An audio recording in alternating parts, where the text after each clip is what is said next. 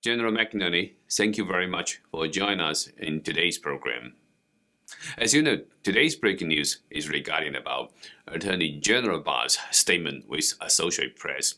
He stated that the Department of Justice have not yet found enough evidence of widespread voter fraud issues that can change the outcome of this 2020 election. So this surprised everyone, and just wondering what's your take on his statement? I'm stunned by it, and I'm a great fan of Attorney General Barr, but I'm stunned by that statement because there's just overwhelming evidence what's going on. Now, Attorney General Barr is familiar with Hammer and Scorecard, the CIA program that was hijacked by the Obama administration. And he won't talk about it because he's been read into it, and they're probably still using it. However, that provides a wealth of information, and I know that because I know more than I can tell you on this phone, on this connection. But so I'm stunned that he would say that. It lays it out clear and simple, exactly when they made the shifts and applied the scorecard application that switched the voting in favor of Biden. It couldn't be any clearer. So what it stuns me is, why is he saying that? Is he really part of this? And by the way, this is not fraudulent voting, Sean. Yes. This is treason. This is the 6 to 10 states bonding together to manipulate their data to take control of the U.S. government and the chief executive officer, the commander-in-chief. So this is not anything to be taken lightly. It's not dirty politics or tricks. It is treason by the very nature against the United States government and the people of America. So when Trump said, Barr said that, it shocked me, it stunned me, because if he really believes that, he hasn't done his job. And then my next question is he part of the deep state? Is he part of this treasonous activity? Why doesn't the FBI track this? It is so massive. It is the largest cyber warfare activity in the world, and particularly against a democratic election. Nothing has been larger. The founding fathers, Sean, did not understand cyber warfare. How could they? But they put in conditions, and the oath that I swore, and all the others, the president, the attorney general, the military people, to support and defend the Constitution against all enemies, foreign and domestic. This is against the Constitution, and they're both foreign. China, Russia, and Iran are involved in this, as well as U.S. citizens, who are the same U.S. citizens that were involved with the Russian collusion effort, as well as the same ones that were involved in the impeachment in the House. So we must understand what we are facing here. It is critical, and words mean a lot. When you say fraudulent voting, people kind of throw it off. Well, we've been doing that for years. It's not a big deal. But when you move 150 or 138,000 votes with one little flick of a switch, that changes it dramatically. So I am stunned, getting back on point, that Attorney General Barr would say that. So, General, you mentioned about FBI, CIA all involved in these treason actions. And you also mentioned about the Hammer and Scorecard program was actually hijacked by Obama administration. So when exactly did this whole operation get launched? Well, it started when he came down the golden escalator in Trump Tower. It goes back that far because their intentions were to seize control. They already had control, but their intentions were to prevent. When he became the elected president, and by the way, they used Hammer and Scorecard in 2016 for Hillary to win, That's why she was so shocked. All I can tell you was those efforts were thwarted. And that's why she was so stunned. Now, they overloaded it this time. They didn't even try to be covert. They were overt, because vehicles would show up with trucks full of mail-in ballots, not even folded, not even in the envelope. So, General, quite often when people talk about treasons, usually people think that the operation involving treason should be clandestine. But this time, the election fraud issue is so widespread, and many of the cheating action was so blatant. So why did they do it in such a way? It's like not covert anymore.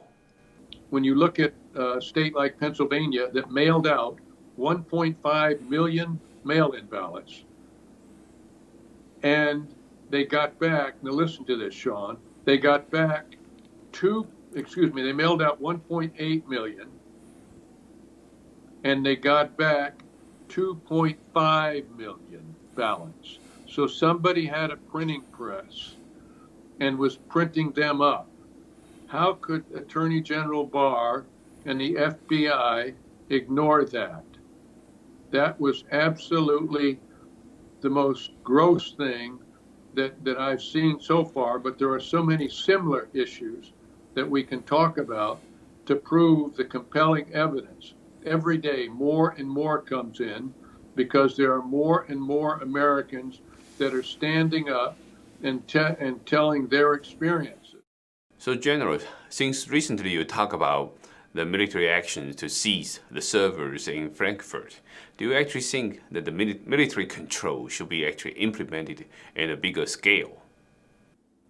Well, I think we're going to have to, based on that CIA server, and I don't know why they had it over there, because when you're moving data from the continental United States into Spain and then into Frankfurt, Germany, there are a lot of people that are tracking that.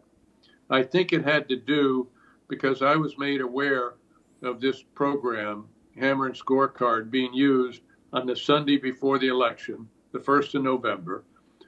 I talked to Rudy Giuliani and Sidney Powell.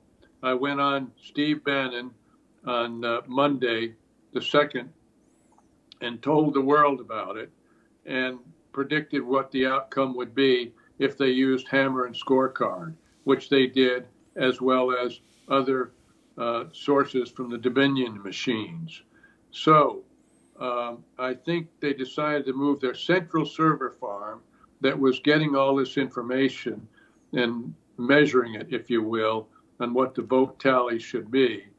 That's why they put it over in Frankfurt.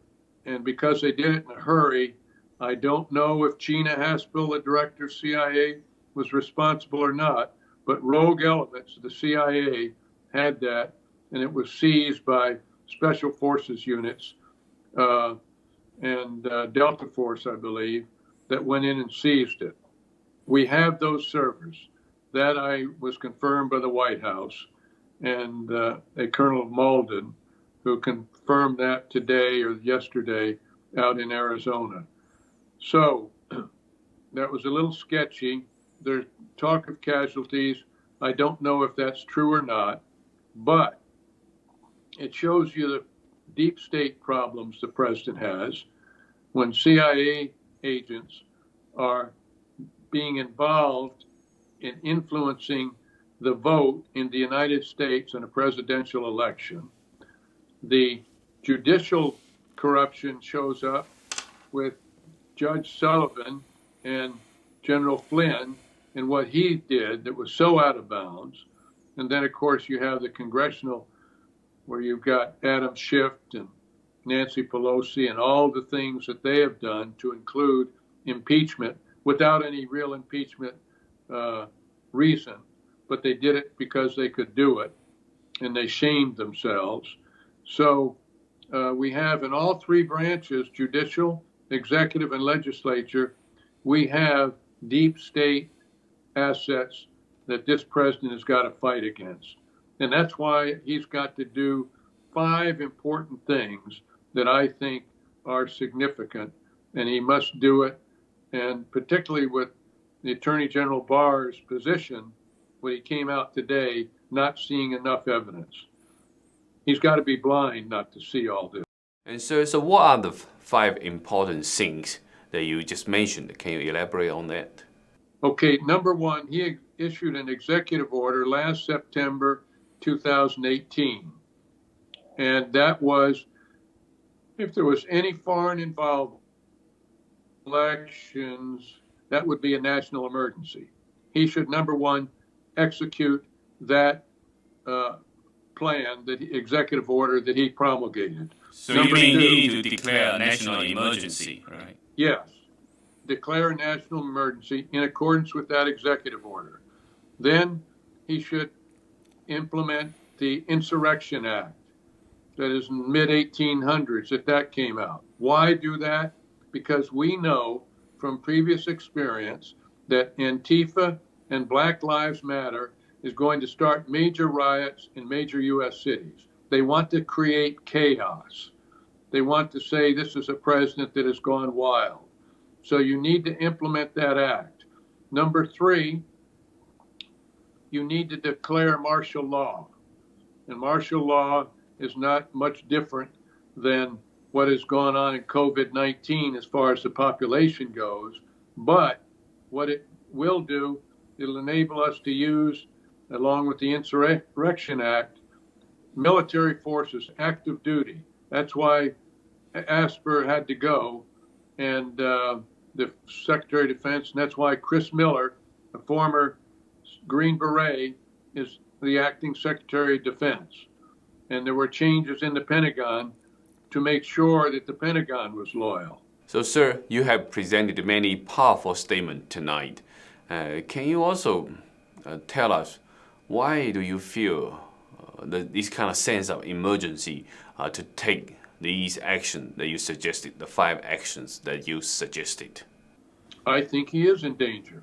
I think he's got to be very careful.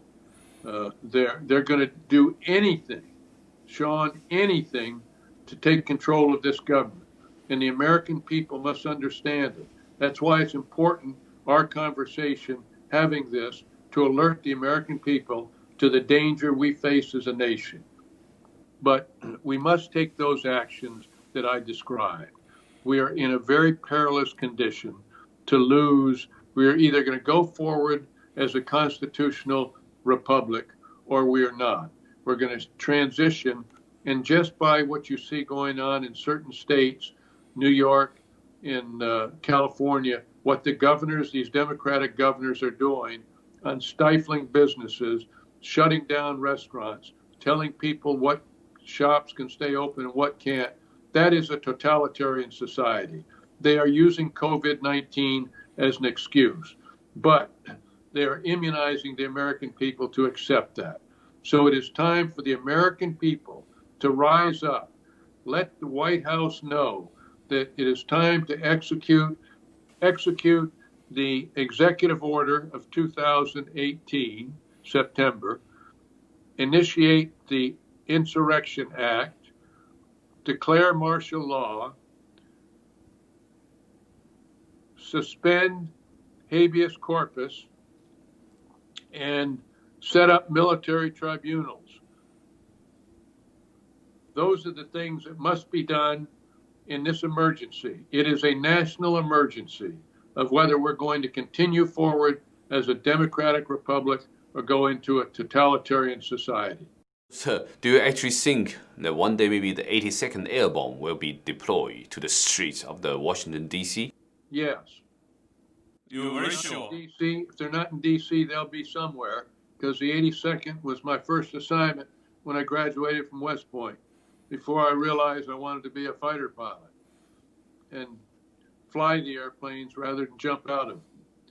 But in any case, as you know, Sean, when you do these things, you have to have supporting actions.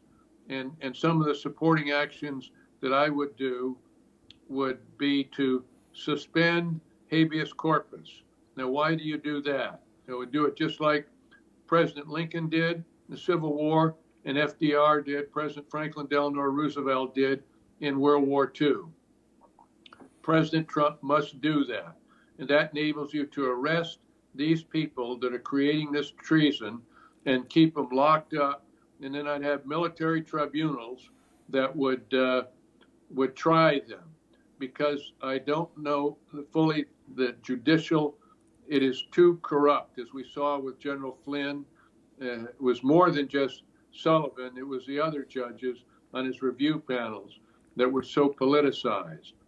And those are the things that need to be done to ensure that we can resolve this issue. And I'd have a bipartisan panel that would review it.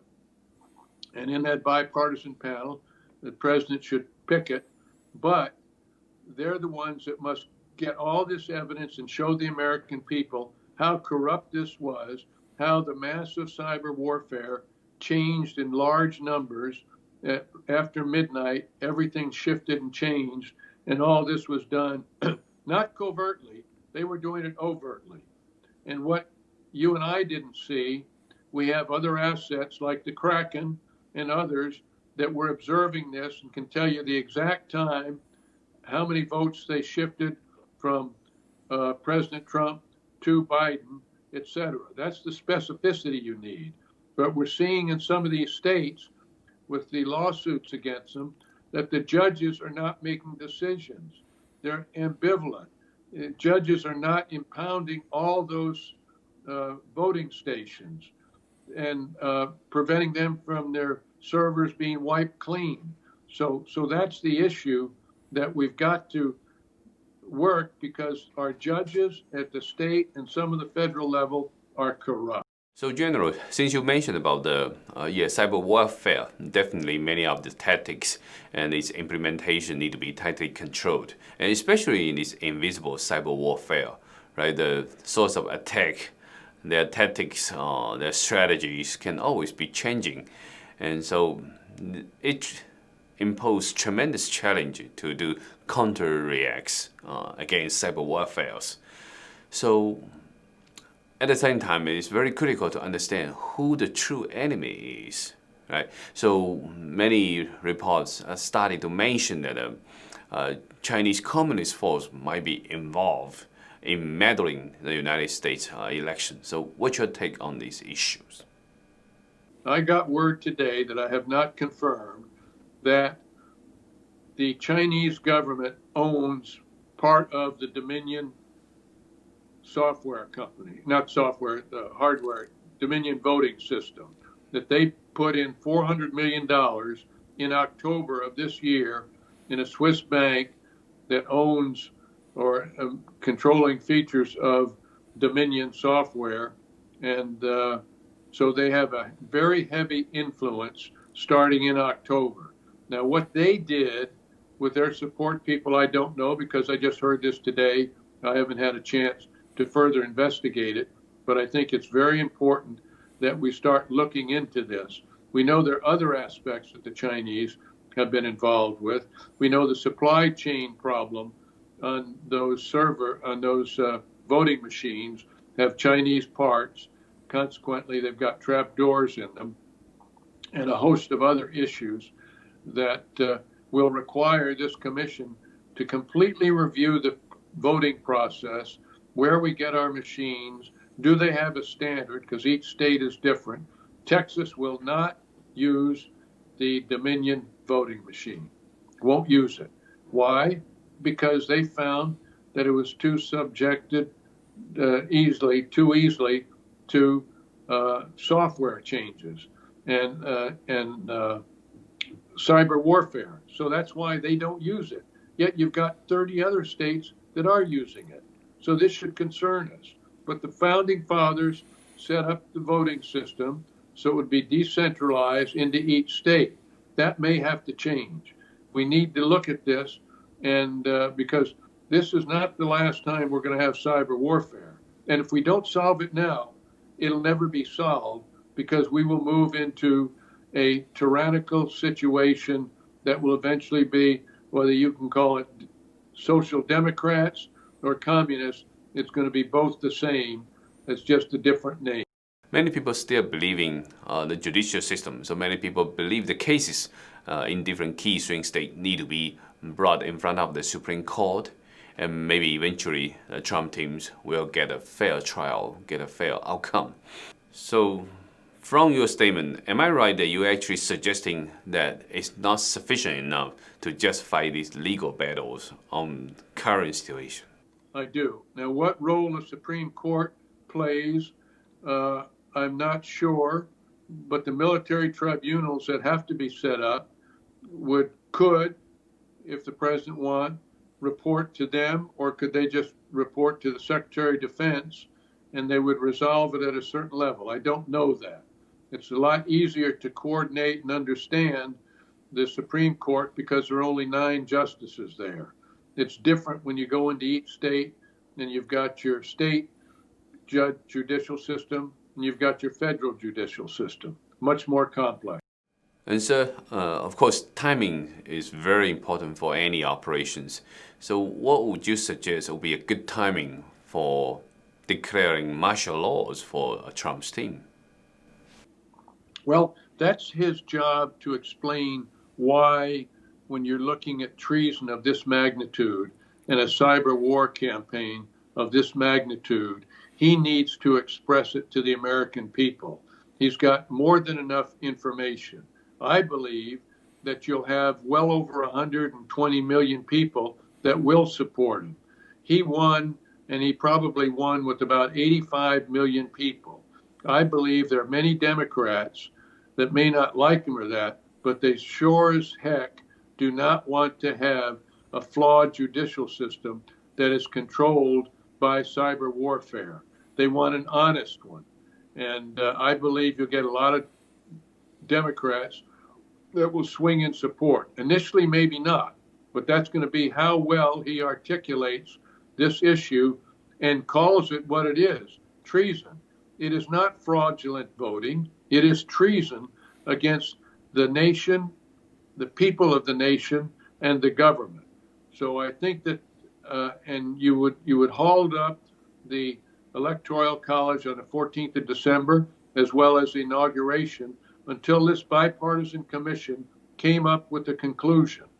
And we cannot turn this government over to a group of people that have cheated and committed treason. Why would we turn our government over to people that have committed treason?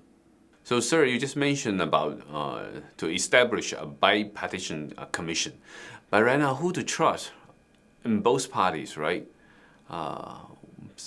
Both Republicans and Democrats may have enemies against Trump as well. So who to trust? And so do you think actually President Trump is in danger himself? Maybe even inside the White House, he's still in danger? Well, that I leave to the president and his minions talking to people on both sides of the aisle. Of course, you know, you're going to get Schumer and Pelosi that are going to go bonkers, but they should be arrested by then because they were aware of what's going on. And we know exactly who was aware and who participated. Let me just say that. I can't tell you how we know that, but we have them identified. And with martial law and the military tribunals, they can be arrested and the appropriate action taken care of them. So the honest people that don't have a stake, but they're honest Americans, and we know on both sides of the aisle who they are, because there's people on the Republican side that are anti-Trumpers and a part of the problem. So we have to weed out those people and put in people that we know are honest. And we know who they are. We know who they are.